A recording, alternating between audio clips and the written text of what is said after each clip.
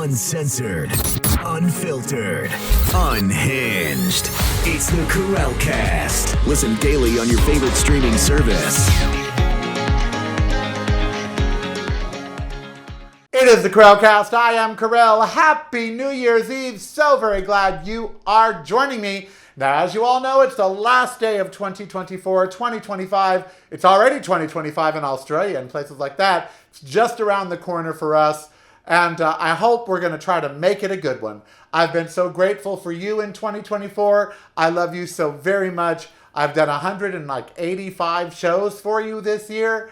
And I can't thank you for indulging me on days that I can't do shows or on days where I got to do them late because of my back or whatever. But you've stuck with me and I can't thank you enough. Thank you, thank you, thank you. Thank you to all the patrons, patreon.com/reallykarel. Now, you're going to be safe tonight because I need you in the new year. Why don't you be like me and go to a pub at 4 o'clock in the afternoon and celebrate New Year's Eve in Ireland? That's what I do. I'm home by 5 and then at midnight, me and Amber are blissfully in bed. All right, we're going to end the year with one of my favorite interviews from like 6, 7, 8 years ago. And it was one of her last interviews. I was so lucky to get to go to Anne Rice's house in Los Angeles, sit with her and Chris Rice, and talk about all the books, just all the books. I had met in New Orleans years earlier. She remembered me, of course. We became friends afterwards. I'm still friends with Chris. Writing and literature is so important. And if you don't want to spend time reading, do an audiobook. But it's important that we continue to revere and respect and be interested in authors and people who write. And I certainly was interested in Anne Rice. I wish she could have lived to see the success of her TV show. Interview with the Vampire is currently on the AMC networks. It's in season 2, highly successful. I'm sure there'll be a season 3. Also, the Mayfair Witches on the AMC network. So we sat down and talked with Anne, and she was developing them at this time with her son. He is still with us. She is not. But what a glorious interview it was. And yeah, I talk a lot in the interview. I was so thrilled to see her. I just rah, rah, rah, rah. But you know what? You're used to that. So here is Anne Rice and Christopher Rice at their home in Los Angeles. And thanks to Brandon Riley Miller for editing all of this video for me originally on Life in Segments. All right. Have a safe, happy New Year's Eve. You know I love you. You know I'm grateful for you. You know I want to see all of you in 2025. And enjoy this interview with Anne and Christopher Rice. And then I'll see you tomorrow. We're going to go to Ireland tomorrow. Oh, the Obama Museum. And we're going to talk to Panty Bliss.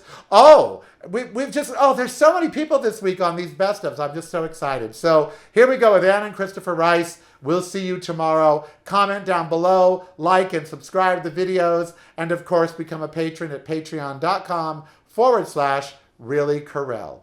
You know, some of the most beautiful and peaceful places in the world are cemeteries. This is mine. I don't mean I'm buried here. At least I don't think so. At least, not yet. But in 1975, I first came to this cemetery, and I've been visiting cemeteries all over the world. The names on these headstones around this cemetery are the names on the streets all over Long Beach. The founders of my city reside here. This is where the original Long Beachians live. I come to this cemetery a lot to think, to contemplate, and I wonder why people are afraid of the dead and cemeteries make them all creepy and creep them out. Let's be real. As humans, we have a preoccupation with what comes next. And writers for years and years and years have been fantasizing about it. Now, one of my favorites, someone whose books I have read in this very cemetery, maybe right here, by Miss May Davis, honey, Cyrilida May Davis, is Anne Rice. And I met her son many years ago, about 10 now, when he came out as a gay person. I first interviewed her in New Orleans, as they call it, New Orleans, with my late husband, Andrew Howard, on a trip going through there. And I've interviewed her many times throughout the year. Now, she writes about vampires and ghosts and goblins and, mummies and things that come up and come out of the ground. Trust me, I've been here many a night. Nothing really has come out of the ground around here. Now, if you know Anne Rice, and you know the Vampire Chronicles, which is not her new book, by the way, her new book is about Ramses and Cleopatra. Ramses, of course, another character she has created, the mummy. But the Vampire Chronicles, certainly Lestat and Louis, her favorites and my favorites, and I always vacillate on which one I would be. Would I be Lestat with his fabulous fashion sense that he has? Or would I be Louis with, you know, his brooding and his temperament? I never do know. One thing I do know is Anne Rice is a delight, her son is a joy, and we got to sit down with them in their West Hollywood apartment, in his West Hollywood apartment. Anne lives someplace else, but she was visiting for the book tour, and have tea in one of her favorite and now my favorite tea sets.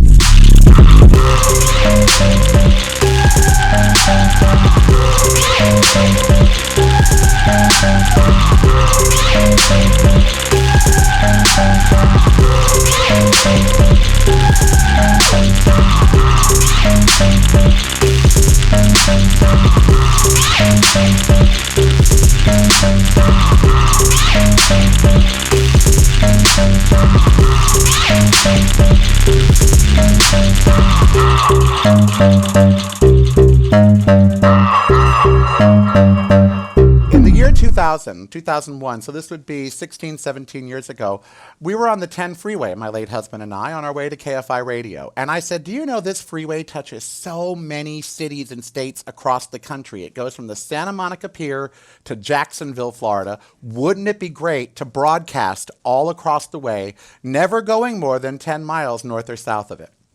Well, we did.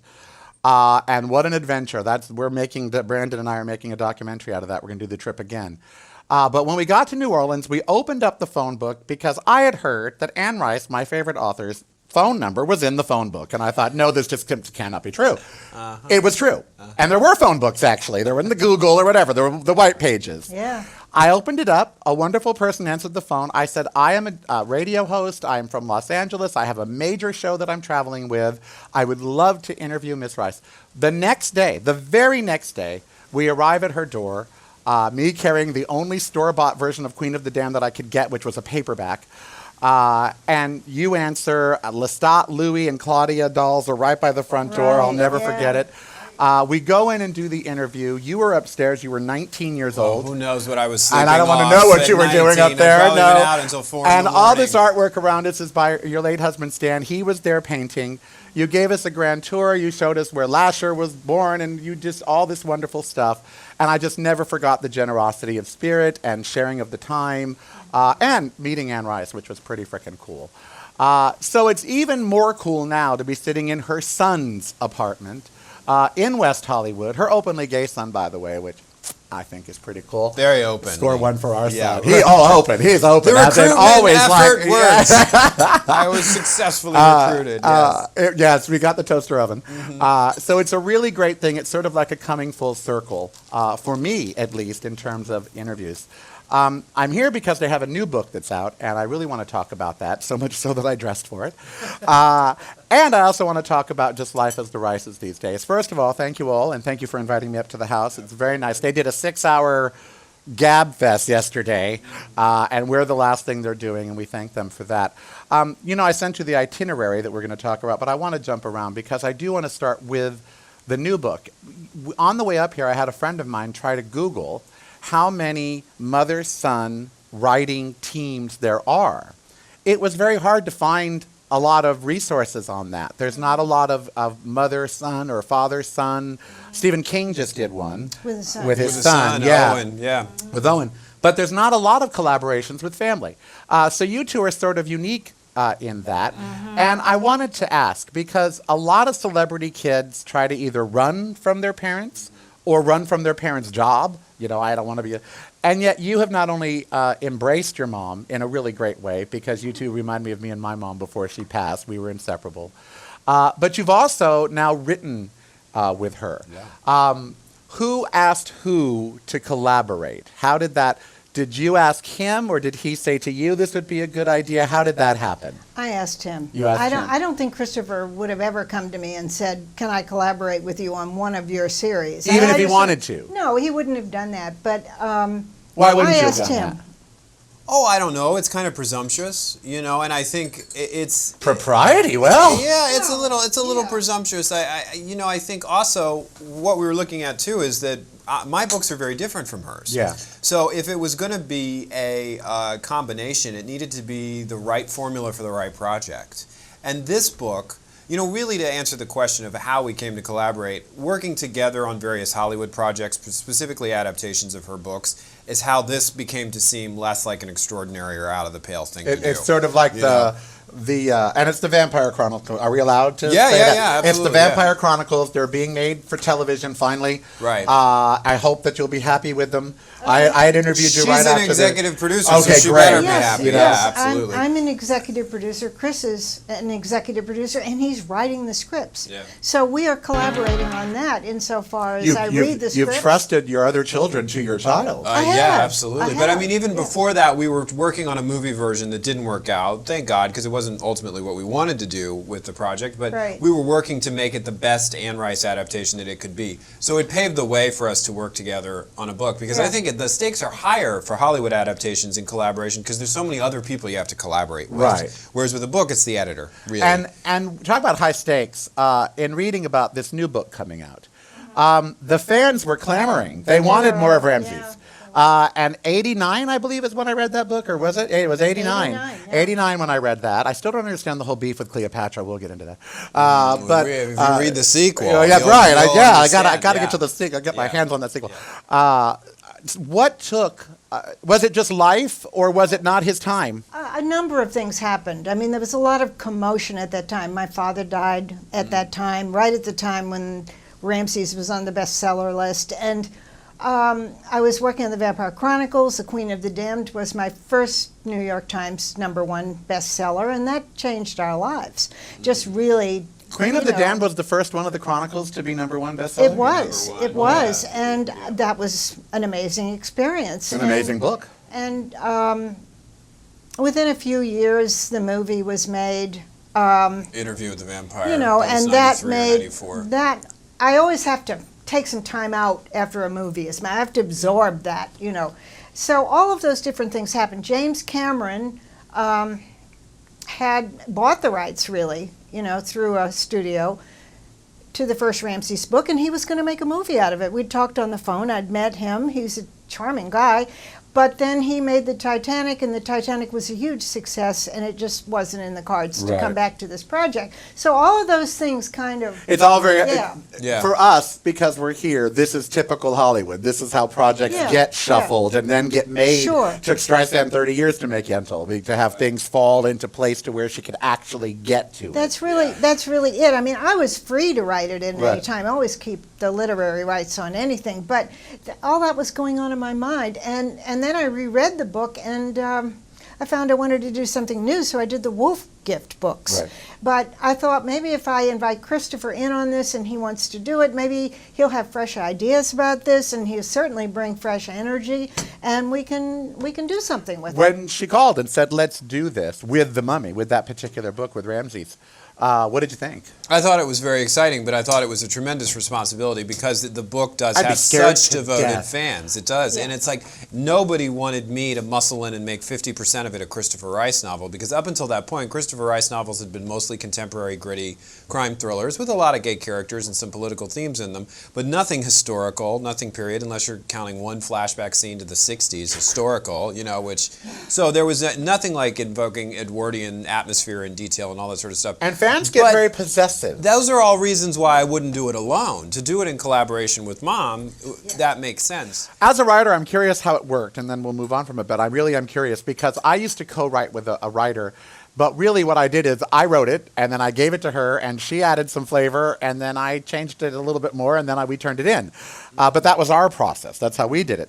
What was your process? How did you two merge together to write it? Well, we sat down together at a table much like this one with a lot of caffeine and some cats on the periphery and some relatives. sketch pad and the and sketch felt pad. tip. I always Mom mention thinks the it. sketch, she loves Well, I the sketch love pad that, and the and- felt tip yeah. detail, because I think it's I make so a map tactile. that I can see in the in Yeah. the sketch pad, and I need that. I see is. music. I Right. see It's like a books, mind map, And, yeah. they're like mountain ranges to me. When I and- do shows, I have computers, iPads, everything. I need a piece of paper. I need to write out my segments. I need to write out teasers. Because it's part of my process. The act of writing it out is also part of the process. Yeah, you internalize that. You often don't even go back to the map. You've got it in your head. So, but that was the first part of the answer. So we had that big intensive meeting, and then she had the faith in me to go off and write a complete draft on my own. We had hammered out the story, what was going to happen. The plot, the beats, the outline, and then she pulled that draft apart. We sat down again, and then I went off and wrote a second draft, and she did the final pass. And I think the final pass was key because that was the last opportunity we had to make sure this was truly a book that continued on the themes and the promises of the first one. Yeah. And I think it does. It's almost like you were a chef and you were the head cook. Kind of. And you assembled the ingredients and got the base going. Yeah. And then came in with the seasonings and the flavorings and the things that make the dish the dish. Yeah. That's really quite cool. I want to ask you, you tell the story. In fact, it was read to me last night. You have a lot of fans. Both of you do. And when I said I'm going up to the Rices to interview them, people were fainting. I think it was about you. People faint around me. Just have Karel. Karel's here. He's here. Yeah. But you were quoted about being a fish out of water in New Orleans when you got there from San Francisco. Yes. That's one of the quotes in the media. You know, here I was, suddenly a polo shirt, wearing whatever in the middle of New Orleans. When I visited you, you were very entrenched in New Orleans. And you even owned the convent at the time as well. I did. The whole block. The whole block. City block. What was it that made you come to the West Coast? Well, two things. Christopher moved back out to the West Coast. He'd been born in Northern California, and it was really his home, California. He was much more Californian than a Southern boy. He moved back out, and my husband died. And I was alone in that vast house. There was no son, coming in and out with his friends. There was no husband. He was gone. And I realized I wanted to be out near Christopher. I really did. And also, I've spent many, many years of my life in California. Right. I lived in Northern California for years. Right. And at this point, I've lived in California longer than I ever lived in Anywhere Louisiana. else. Yeah, it's really And yet you'll really a forever second be home. identified. Well, sure, and it's my home. It's influenced, New Orleans has influenced all of my writing. But I came to California for the first time at 4 years old on a train with my mom. We stayed in Echo Park area, visited our aunt. I remember LA really well. I remember the places we went, the things we did. So it was natural to come back out here. Now, if he'd moved to Bangladesh, I might have had second thoughts. Let's talk two things I love to talk at parties: sex and politics and religion. Because these are themes of your books. Sure. One of the Wikipedia things they say about the original Ramses, it was interesting to me. They talked about sexual fluidity. The sexual fluidity of Rice's characters are continued in this book. Because, of course, they see Lestat and Louis as sexually fluid, and so I guess they saw some of the characters in Ramses as sexually fluid.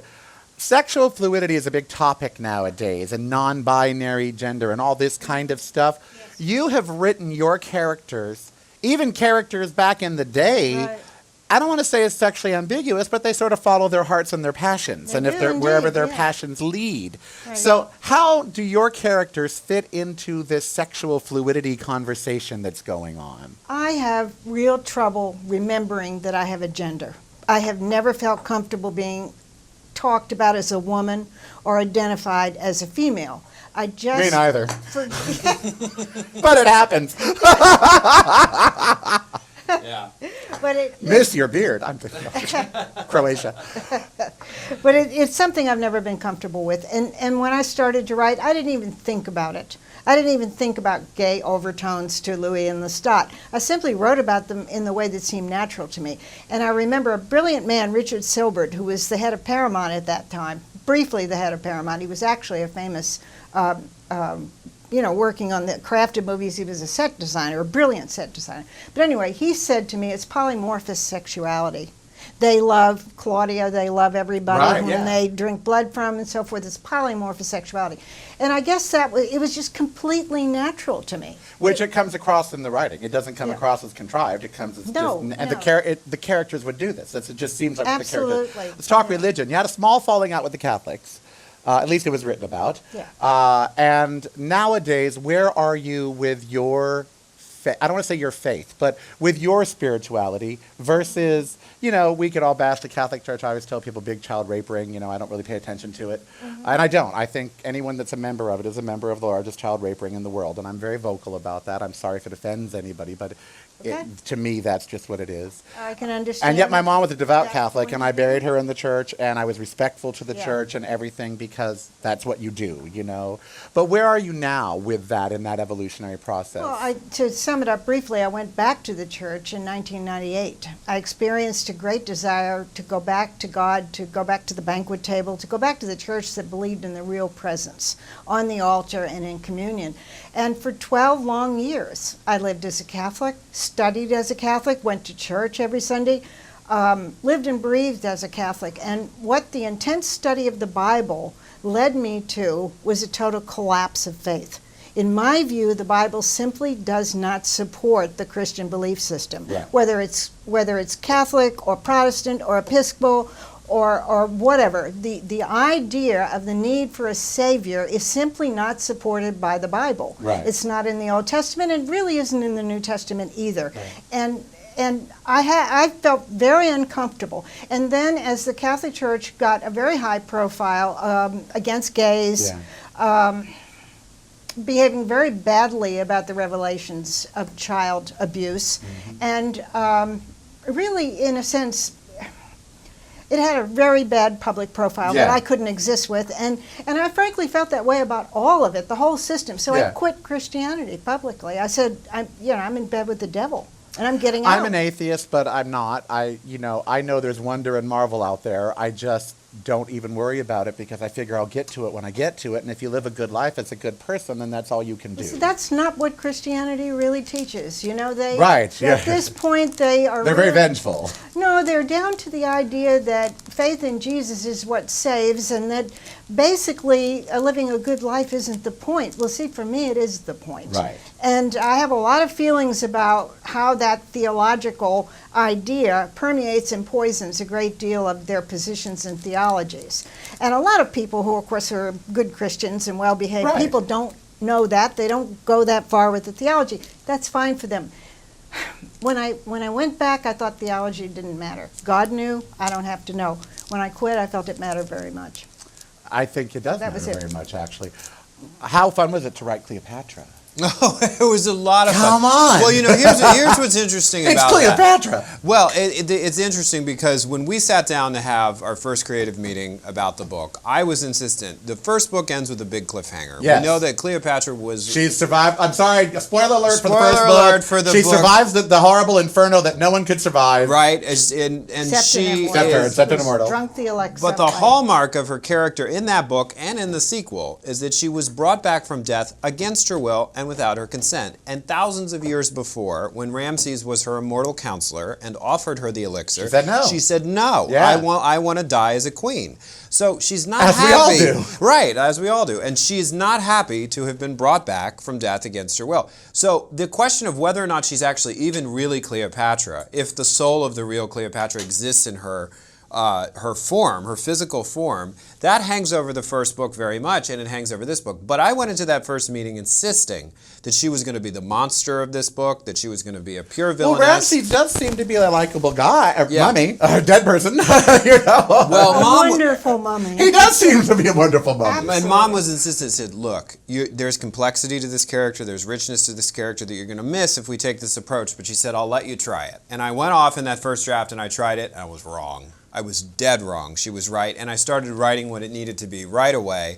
And I got into her character, and I got into the idea that the physical construct we'd set up in the mythology of the book of her not knowing if she was the real Cleopatra also kind of dovetailed with the scholarship about her, because her history has been written by her defeaters, if you will. Right. The Romans wrote her story. They maligned her And as a maligned whore. Well, I her. heard They a called great, her the I heard harlot a queen. And, great yeah. quote in a movie that everything we know about the Vikings was written by Christians who hated them. Sure. Yes, because they didn't absolutely. keep written Absolutely. records. Right. Absolutely. So everything we know about them is completely wrong. Right, you know? totally. And there are contemporary scholars like Stacy Schiff and other books that have been written about Cleopatra that are informed by this modern sensibility. Did you that do we a lot can't of trust. research about the real Cleopatra when you were writing this? Yes, I did some, because it's interesting. There are some things out there that were not true, that were invented by novelists and writers Right. and other things, and we didn't necessarily want to use those. But I think Look, we're not making a historical point that Cleopatra and Ramses are immortals who have lived for thousands of years. It's not a piece of historical fiction. It's this sort of... Don't tell Trump. He'll believe everyone.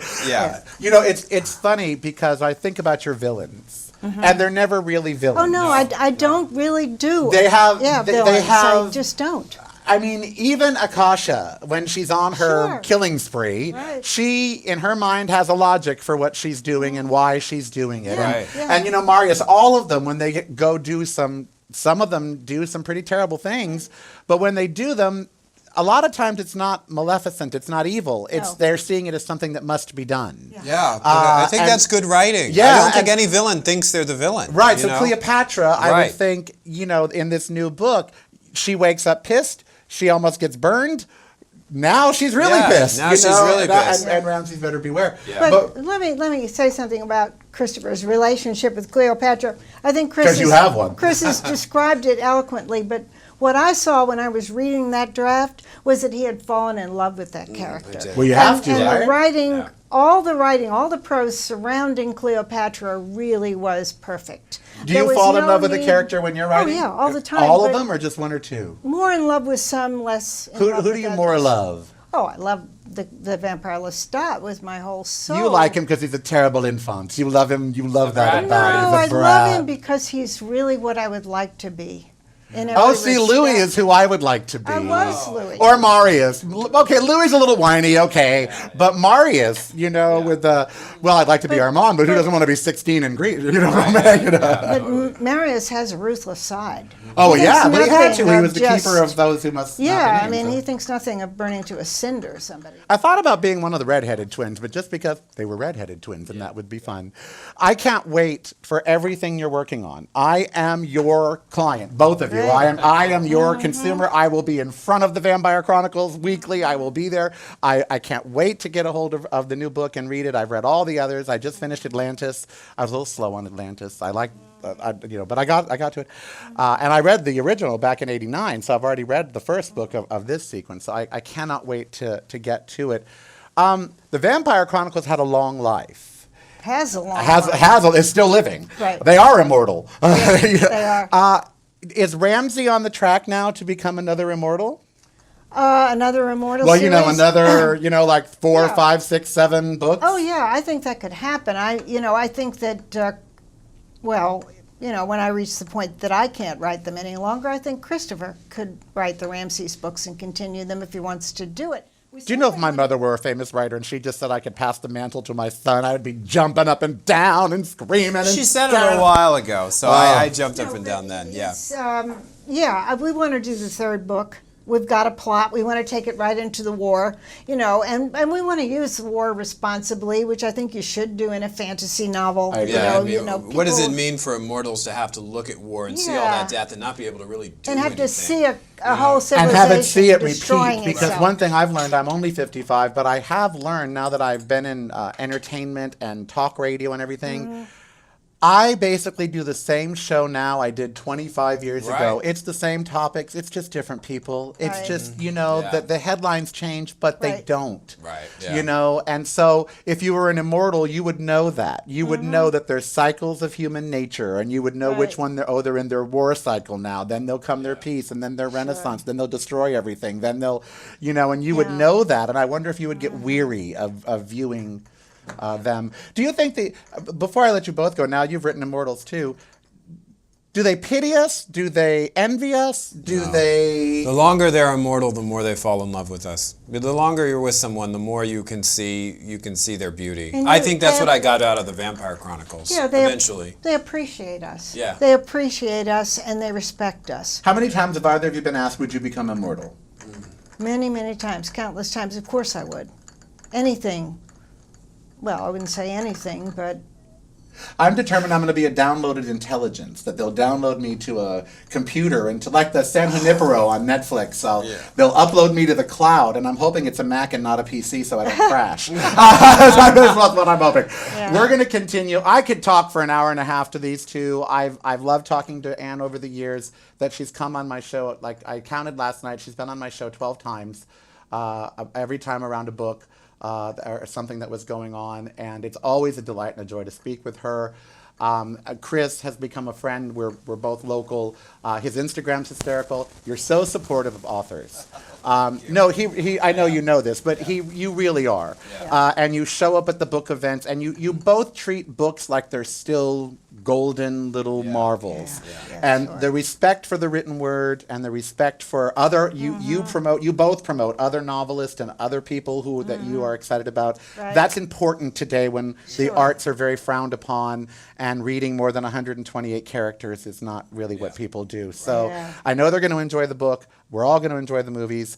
I don't know whose house we're going to meet again in 17 years, but wherever it is, I hope we'll be having a good time. 17 years. Yeah. Well, hey, you know what? It could happen. It could happen. We just talked about being immortal. It could happen. Yeah, well, I'm surprised to be alive at all, actually. So am I. I lived, there was the 80s, the 70s, the 90s, Lord.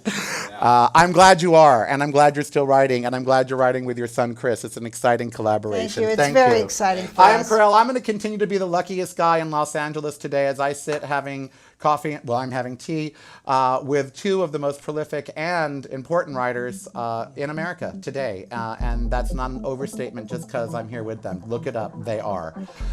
Read a book. It's actually good for you. You can read it on your iPad if you want to, but read a book. Read theirs. They're really good. I am Karel. Be who you want to be, so long as it doesn't hurt anybody. And happy frickin' New Year's! Yeah! It's broadcasting from a completely different point of view. Yours. Listen daily to the Karel Cast on your favorite streaming service.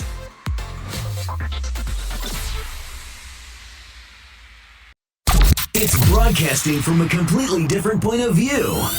Yours. Listen daily to the Karel Cast on your favorite streaming service.